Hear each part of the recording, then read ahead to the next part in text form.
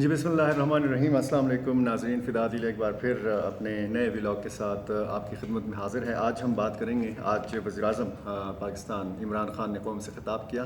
बड़ी शानदार तकरीर थी वोट की शफाफियत के हवाले से, और ख़ुसूसन हाल ही में जो सेनेट का इलेक्शन हुआ है, जो कल हुआ है, उस हवाले से उन्होंने बात की। और इस्लामाबाद की जो नशिस्त है अब्दुल हफीज़ शेख और यूसुफ रज़ा गिलानी के मुकाबले के तनाज़ुर में जो सूरत हाल पैदा हुई है, उसी तनाज़ुर में उन्होंने बात की। इससे पहले कि हम इस खिताब के ऊपर बात करें, और वो ऐलान तो आपने सुन ही लिया है कि वज़ीर-ए-आज़म इमरान ख़ान ने एतमाद का वोट जो है वो लेने का फ़ैसला किया है, और परसों से उन्होंने ऐलान किया है कि ये प्रोसेस जो है शुरू कर दिया जाएगा। इंतहाई क्विकली कुछ सरगर्मियां जो हैं वो शुरू हो गई हैं। जैसा कि कहा गया था कि इस्लामाबाद की नशिस्त का जो फ़ैसला आएगा तो उसके बाद मुल्क का सियासी मंजरनामा जो है वो यकसर तब्दील होकर रह जाएगा, और यही हुआ है। खैबर पख्तूनख्वा से ताल्लुक़ रखने वाले MNS का पख्तूनख्वा हाउस इस्लामाबाद में एक इजलास हुआ है, और यह खसूसी इजलास जो था खसूसी इसलिए भी कि इसमें गवर्नर खैबर पख्तूनख्वा शाह फरमान शरीक हुए हैं, और वज़ीर आला खैबर पख्तूनख्वा महमूद ख़ान इसमें शरीक हुए हैं। और वज़ीर आला की जो शिरकत है ये वज़ीर-ए-आज़म इमरान ख़ान की खसूसी हिदायत के तहत हुई है, ये कहा गया है सरकारी हैंडआउट में। और इस इजलास में मुल्की सियासी जो सूरत हाल है उस पर MNS को एतमाद में लिया जा रहा है, ये इसमें लिखा गया है। यकीनन MNS का ख़ास किरदार है, और खैबर पख्तूनख्वा से जो ताल्लुक़ रखने वाले MNS हैं उन पर भी ख़ासी नज़रें होंगी। एतमाद का वोट जो है वो कैसे लेंगे वज़ीर-ए-आज़म साहब? ज़ाहिर है उसमें खुफिया बैलेटिंग तो होती नहीं है। उसमें वो जो एक अपना तरीक़ाकार है कि मुख्तलिफ़ लॉबीज़ होती हैं, उसमें जाना होता है। जो वज़ीर-ए-आज़म के हक़ में हैं वो वज़ीर-ए-आज़म के जो हुकूमती लॉबी है पार्लियामेंट हाउस में, उधर चले जाएंगे अरकान असम्बली, और जो ख़िलाफ़ हैं, जो जिनका वज़ीर-ए-आज़म पे एतमाद नहीं होगा, वो मुखालिफ सिमत में दूसरी लॉबी में चले जाएंगे। अच्छा, इस हैंडआउट के मुताबिक जो टिकट्स की सूरत में हमें मौसूल हुआ है, इसमें वज़ीर आला महमूद ख़ान का कहना है कि खैबर पख्तूनख्वा ने हमेशा इमरान ख़ान की आवाज़ पर लब्बैक कहा है, और वज़ीर-ए-आज़म इमरान ख़ान के वफ़ादार साथी और सिपाही हैं। खैबर पख्तूनख्वा के अवाम और अवामी नुमाइंदों ने हमेशा तहरीक इंसाफ और इमरान ख़ान को इज़्ज़त दी है। इजलास में MNS का अपोजिशन की साजिशों का डट कर मुकाबला करने का अज़म, ये जो है वो सरगर्मी है कि जिसकी तवक्को की जा रही थी, और ये सरगर्मियाँ जो हैं वो इस वक्त शुरू हुई हैं इस्लामाबाद में। अच्छा, दूसरी जानिब अगर हम देखें तो शफाफियत के हवाले से बहुत बात की वज़ीर-ए-आज़म इमरान ख़ान साहब ने अपने ख़िताब में। कल जो इलेक्शन गुज़रा है उसमें हम खैबर पख्तूनख्वा के हवाले से अगर आपको बताएं कि इसमें ठीक ठाक पैसे का इस्तेमाल हुआ है, ख़रीदो फ़रोख्त हुई है, पिसलन हुई है, वोटों की पिसलन हुई है। अरकान असम्बली जो हैं वो इधर से उधर हुए हैं, और इसमें अपोजिशन के बहुत सारे लोगों का ज़िक्र किया जा रहा है, और ख़ुद तहरीक इंसाफ के बारे में भी ये बताया गया है कि वहाँ से भी लोग जो हैं वो पिसले हैं।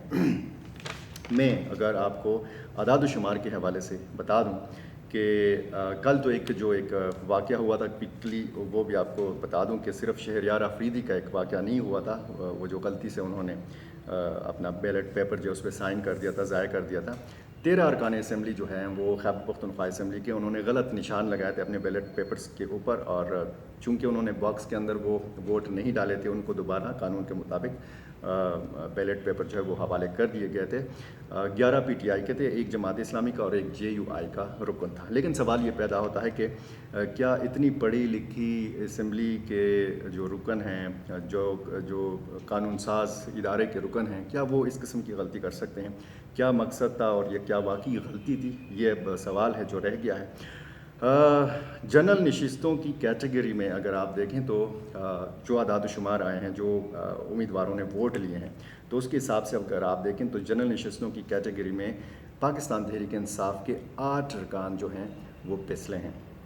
मेरे पास जो कल का जो नतीजा है वो तो आपको पता ही है, लेकिन 19-19 का पैनल बनाया गया था तहरीक इंसाफ के उम्मीदवारों के लिए, جب پہلا نتیجہ آیا تو آپ کو پتہ ہے کہ وزیر اطلاعات سینیٹر شبلی فراز، محسن عزیز اور لیاقت ترکی پہلی اس میں اسپیل میں جو ہے وہ نکل آئے تھے. 19 انہوں نے اپنے مکمل ووٹ جو ہیں پینل کے وہ حاصل کر لیے تھے اور وہ کامیاب قرار پائے تھے.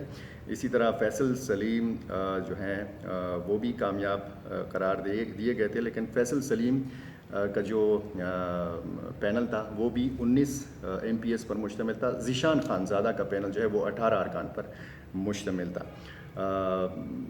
یہ جو بلوچستان عوامی پارٹی کے تاج محمد آفریدی صاحب ہارے ہیں، ان کو 6 ارکان جو ہیں وہ پاکستان تحریک انصاف کے دیے گئے تھے. یعنی کیوں دیے گئے تھے 6 ارکان؟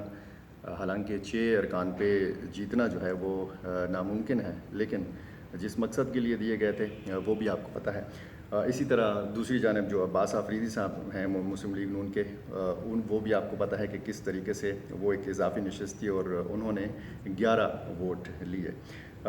جب ہم جنرل نشستوں پر ووٹوں کی تعداد کے حوالے سے بات کرتے ہیں تو فیصل سلیم صاحب کو پینل دیا گیا تھا 19 کا، لیکن انہوں نے ووٹ لیے 17. ذیشان خانزادہ صاحب کو جو 18 رکن ارکان اسمبلی تحریک انصاف کا پینل دیا گیا تھا، لیکن ذیشان خانزادہ نے حاصل کیے 14 ووٹ. یعنی 4 ووٹ جو ہیں، 4 ارکان اسمبلی جو ہیں پاکستان تحریک انصاف کے، وہ کدھر گئے؟ اس طرح فیصل سلیم صاحب کے جو 2 ارکان ہیں ان کو 19 ملنے چاہیے تھے، 17 ملے، 2 کدھر گئے؟ سوالیہ نشان ہے.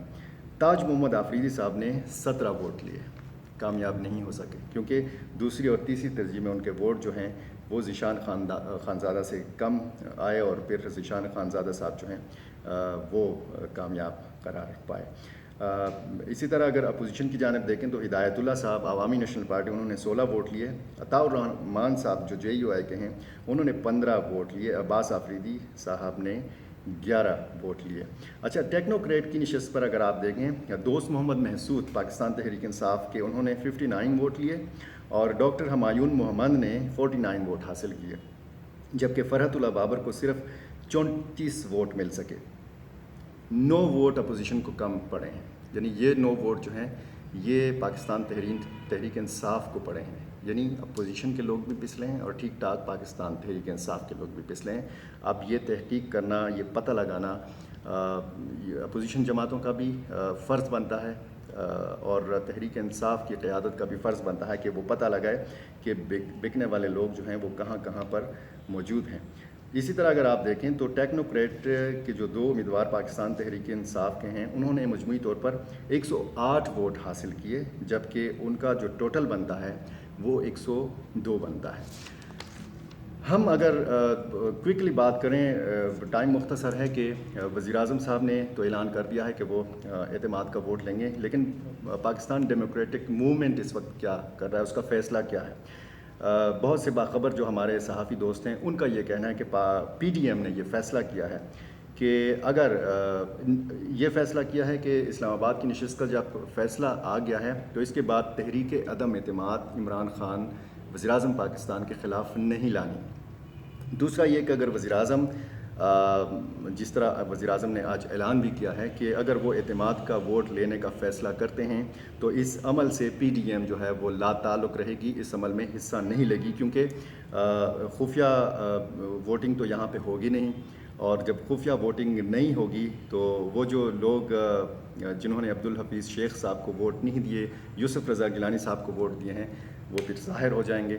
اور جب PDM کی جماعتیں غیر حاضر رہیں گی اس عمل سے تو ہو سکتا ہے کہ پاکستان تحریک انصاف کے بھی کچھ لوگ غیر حاضر رہیں. لیکن ایک تو یہ ہوگا کہ وزیر اعظم عمران خان اگر اس فیصلے پر عمل کرتے ہیں، اعتماد کا ووٹ لیتے ہیں، تو وہ مزید خود کو مضبوط مستحکم وزیر اعظم جو ہیں وہ ثابت کر پائیں گے. جس طریقے سے کہا جاتا رہا کہ اگر گیلانی صاحب جیتتے ہیں تو اخلاقی جواز نہیں رہے گا وزیر اعظم عمران خان کے پاس، تو اگر اعتماد کا ووٹ وہ لے لیتے ہیں تو یہ جو اخلاقیات اور اخلاقی جواز کی بات ہو رہی ہے یہ ختم ہو جائے گی. گیلانی اور حفیظ شیخ کا ووٹ جو تھا وہ خفیہ تھا، لیکن اعتماد کا ووٹ یا تحریک عدم اعتماد میں ووٹ جو ہے وہ آپ کو پتہ ہے کہ خفیہ نہیں ہوتا، لابیز ہوتی ہیں، اس طرف جانا ہوتا ہے یا اس طرف جانا ہوتا ہے۔